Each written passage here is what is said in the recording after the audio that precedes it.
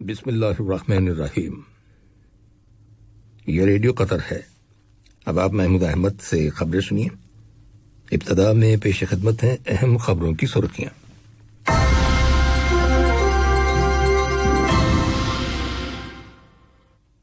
صاحب اسم امیر نے سعودی عرب کے فرمانروا خادم الحرمین اور ولی عہد کو ولی عہد کی کامیاب سرجری پر مبارکباد کے برقی پیغامات ارسال کیے ہیں۔ صاحب اسم امیر نے کویت کے امیر کو ان کے ملک کے قومی دن کے موقع پر مبارکباد کا برقی پیغام روانہ کیا ہے، جبکہ صاحب اسم امیر کو کویت کے امیر کی جانب سے ایک تحریری پیغام موصول ہوا ہے۔ وزارت صحت نے اعلان کیا ہے کہ ملک کے اندر کرونا وائرس کے مزید 540 مریض صحتیاب ہو گئے ہیں، جس کے بعد شفا پانے والے افراد کی مجموعی تعداد 1,52,327 ہو گئی ہے۔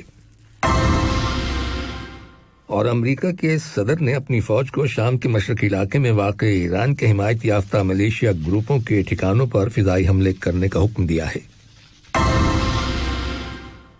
یہ تھیں اہم خبروں کی سرخیاں، اور اب سے چند لمحوں بعد تفصیل سے خبریں نشر کی جائیں گی۔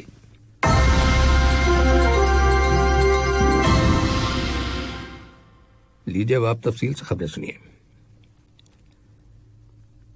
صاحب اسم امیر شیخ تمیم بن حمد ال ثانی نے سعودی عرب کے فرمانروا خادم الحرمین شاہ سلمان بن عبدالعزیز ال سعود اور ولی عہد وزراء کی کونسل کے ڈپٹی چیئرمین اور وزیر دفاع شہزادہ محمد بن سلمان بن عبدالعزیز ال سعود کو برقی پیغامات ارسال کیے ہیں، جن میں شہزادہ محمد بن سلمان کی کامیاب سرجری پر مبارکباد دی گئی ہے۔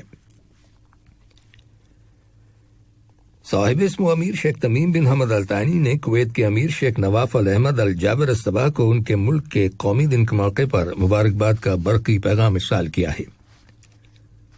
نائب امیر شیخ عبداللہ بن حمد ال ثانی نے بھی اس موقع کی مناسبت سے کویت کے امیر کے نام مبارکباد کا تار روانہ کیا ہے۔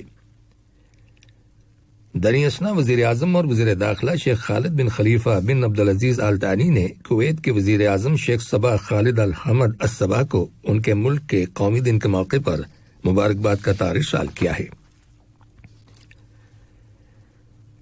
صاحب اسم امیر شیخ تمیم بن حمد ال ثانی نے کویت کے عوام کو اپنے ایک ٹویٹ میں قومی دن کے موقع پر مبارکباد کا پیغام دیا ہے، جس میں کویت کے امیر کی دانشمندانہ قیادت میں ملک میں دائمی امن و سلامتی اور ترقی و خوشحالی کی خواہش کا اظہار کیا گیا ہے۔ صاحب اسم امیر شیخ تمیم بن حمد ال ثانی کو کویت کے امیر شیخ نواف ال احمد ال جابر الصباح کی جانب سے ایک تحریری پیغام موصول ہوا ہے، جس کا تعلق دونوں ملکوں کے برادرانہ تعلقات اور انہیں مزید فروغ دینے کے وسائل کے علاوہ باہمی دلچسپی کے معاملات سے ہے۔ قطر کے دورے پر آئے ہوئے کویت کے وزیر خارجہ ڈاکٹر شیخ احمد ناصر ال محمد الصباح نے صاحب اسم امیر کے ساتھ ملاقات کی اور انہیں کویت کے امیر کا یہ خط پہنچایا۔ ملاقات کے آغاز میں انہوں نے صاحب اسم امیر کو کویت کے امیر کی جانب سے خیرسگاری کا پیغام دیا، جس میں ان کی صحت و تندرستی اور قطر کے عوام کی مزید ترقی و خوشحالی کے لیے نیک تمناؤں کا اظہار کیا گیا ہے۔ جواب میں صاحب اسم امیر نے بھی کویت کے وزیر خارجہ سے کہا کہ وہ وطن واپس لوٹنے پر ان کی جانب سے کویت کے امیر کو خیرسگالی کا پیغام پہنچا دیں۔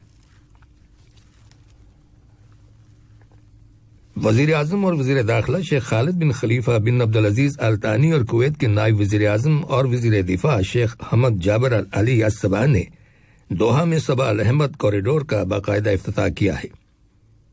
اس موقع پر اپنے خیالات کا اظہار کرتے ہوئے وزیر اعظم اور وزیر داخلہ نے کہا کہ صباح الاحمد کوریڈور قطر کی ایک بڑی شاہراہ ہے اور اسے کویت کے مرحوم سابق امیر کے نام سے موسوم کیا گیا ہے۔ قطر نے نائجیریا کے شہر میڈیگوری میں کیے گئے حملے کی شدید الفاظ میں مذمت کی ہے، جس کے نتیجے میں متعدد افراد ہلاک اور درجنوں لوگ زخمی ہو گئے تھے۔ وزارت خارجہ کی جانب سے ایک بیان جاری کیا گیا ہے، جس میں اس حکومتی موقف کا اعادہ کیا گیا ہے کہ قطر دہشت گردی اور تشدد کی ہر طرح کی کارروائیوں کی مذمت کرتا ہے، خواہ ان کی وجوہات و مقاصد کچھ بھی کیوں نہ ہوں۔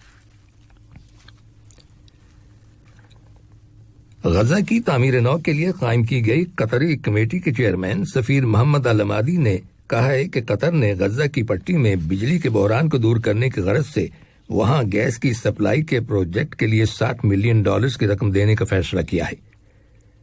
سفیر محمد علامادی نے فلسطین کے وزیر اعظم اور فلسطین کے لیے یورپی یونین کے نمائندے کے ساتھ ورچوئل میٹنگ کے دوران کہا کہ یہ رقم اسرائیل کے اندر سے گیس کی پائپ لائنز بچھانے کے کام پر خرچ کی جائے گی۔ دریں اثنا یورپی یونین نے غزہ کی پٹی کے اندر ان گیس پائپ لائنوں کو بچھانے کے لیے پروجیکٹ کو مکمل کرنے کے لیے 20 ملین یورو دینے کا اعلان کیا ہے۔ فلسطین کے وزیر اعظم نے مذکورہ پروجیکٹ کی تکمیل کے لیے قطر اور یورپ کی جانب سے مالی تعاون کے لیے شکریہ ادا کیا ہے۔ وزارت بلدیاتی امور اور ماحولیات نے قطر ماحولیاتی دن کی مناسبت سے مختلف تقریبات کا اہتمام کیا ہے۔ یہ دن ہر سال فروری کی 26 تاریخ کو منایا جاتا ہے۔ اس دن کے موقع پر مختلف جگہوں پر ونٹر کیمپس لگائے جائیں گے اور دیگر کئی ایکٹیویٹیز ہوں گی جن میں متعدد بیچز کی صفائی اور شجرکاری بھی شامل ہے۔ یہ ایکٹیویٹیز کل تک جاری رہیں گی۔ اس دن کے موقع پر وزیر بلدیاتی امور اور ماحولیات عبداللہ بن عبدالعزیز بن ترکی الصبئی نے کہا ہے کہ ان تقریبات کا مقصد ماحول کی اہمیت اور اسے بہتر بنانا اور آنے والی نسلوں کے لیے اسے خوشگوار رکھنے کی ضرورت کو اجاگر کرنا ہے۔ قطر کے صنعتی شعبے میں گزشتہ سال 2020 میں 6% اضافہ ہوا ہے۔ وزارت صنعت اور تجارت کے بیان کے مطابق ملک کے اندر مختلف فیکٹریز کی تعداد 927 ہو گئی ہے، جبکہ اس شعبے میں 263 بلین قطری ریال کی سرمایہ کاری کی گئی ہے۔ چنانچہ سال 2019 کے مقابلے میں اس شعبے میں 0.4% گروتھ ہوئی ہے۔ ادھر قطر کے پرائیویٹ سیکٹر کی برآمدات گزشتہ سال 2020 کے دوران 14.9 بلین قطری ریال تک پہنچ گئیں۔ اس بات کا انکشاف قطر چیمبر کی جانب سے جاری کردہ ایک رپورٹ میں کیا گیا ہے۔ برآمدات کی لسٹ میں انڈسٹریل گیسز کی برآمد سر فہرست ہے، جس سے 405 ملین قطری ریال کا زر مبادلہ حاصل ہوا۔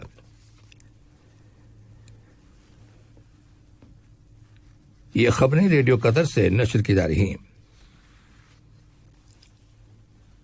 وزارت صحت نے اعلان کیا ہے کہ ملک کے اندر کرونا وائرس کے مزید 540 مریض صحت یاب ہو گئے ہیں، جس کے بعد شفا پانے والے افراد کی مجموعی تعداد اب 1,52,327 ہو گئی ہے۔ اسی دوران میں ملک میں کرونا وائرس کے 465 نئے کیسز رجسٹر کیے گئے ہیں، جن میں سے 108 کا تعلق لوکل کمیونٹی سے ہے، جبکہ 57 کا تعلق ان افراد سے ہے جو حال ہی میں بیرون ملک سے دوحہ واپس آئے ہیں۔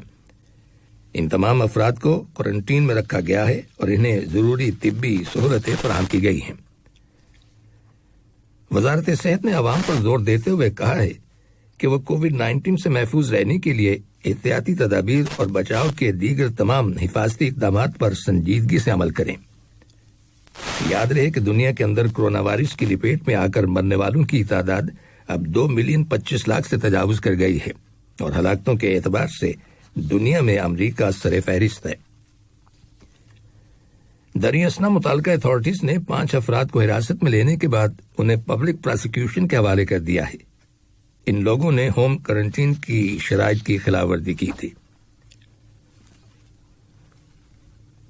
میانمار میں فوجی حکمرانوں کے مسلح سپورٹرز اور ملک میں فوجی بغاوت کے مخالفین کے درمیان جھڑپیں ہونے کی خبریں ملی ہیں، اور ینگون میں فوجی جنتا کے خلاف عوامی مظاہروں کا سلسلہ بدستور جاری ہے۔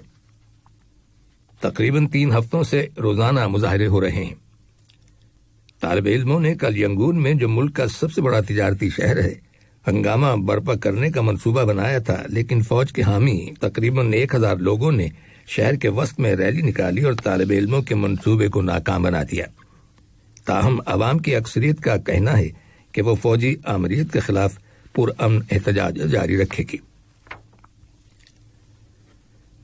واشنگٹن سے ملنے والی رپورٹس کے مطابق امریکہ کے صدر جو بائیڈن نے ملک کے سابق صدر ڈونلڈ ٹرمپ کے اس حکم نامے کو منسوخ کر دیا ہے جس کے تحت گرین کارڈ ہولڈرز یا امریکہ میں مستقل رہائش کی درخواست دینے والے افراد کے امریکہ میں داخلے پر پابندی لگا دی گئی تھی۔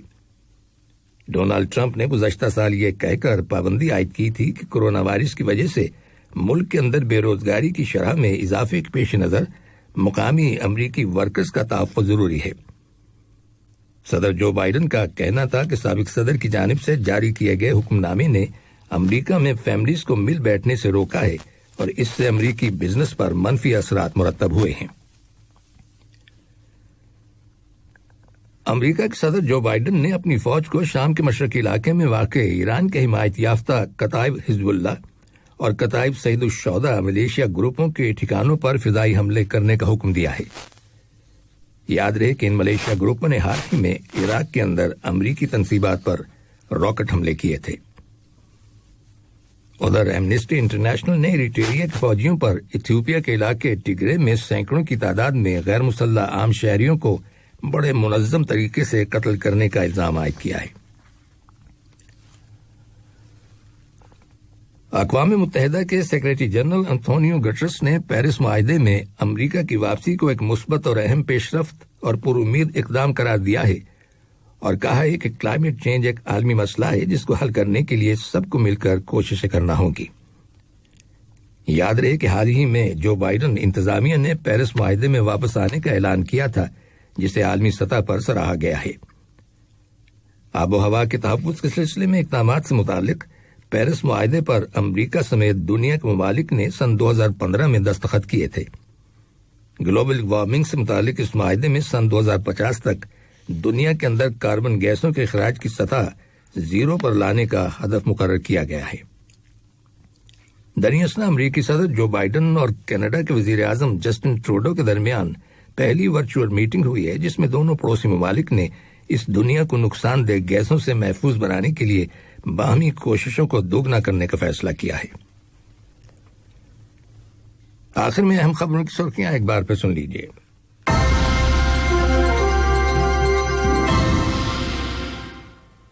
صاحب اسم امیر نے سعودی عرب کے فرمانروا خادم الحرمین اور ولی عہد کو ولی عہد کی کامیاب سرجری پر مبارکباد کے برقی پیغامات ارسال کیے ہیں۔ صاحب اسم امیر نے کویت کے امیر کو ان کے ملک کے قومی دن کے موقع پر مبارکباد کا برقی پیغام روانہ کیا ہے، جبکہ صاحب اسم امیر کو کویت کے امیر کی جانب سے ایک تحریری پیغام موصول ہوا ہے۔ وزارت صحت نے اعلان کیا ہے کہ ملک کے اندر کورونا وائرس کے مزید 540 مریض صحت یاب ہو گئے ہیں، جس کے بعد شفا پانے والے افراد کی مجموعی تعداد 1,52,327 ہو گئی ہے۔ اور امریکہ کے صدر نے اپنی فوج کو شام کے مشرقی علاقے میں واقع ایران کے حمایت یافتہ ملیشیا گروپوں کے ٹھکانوں پر فضائی حملے کرنے کا حکم دیا ہے۔ ریڈیو قطر سے خبریں ختم ہوئیں۔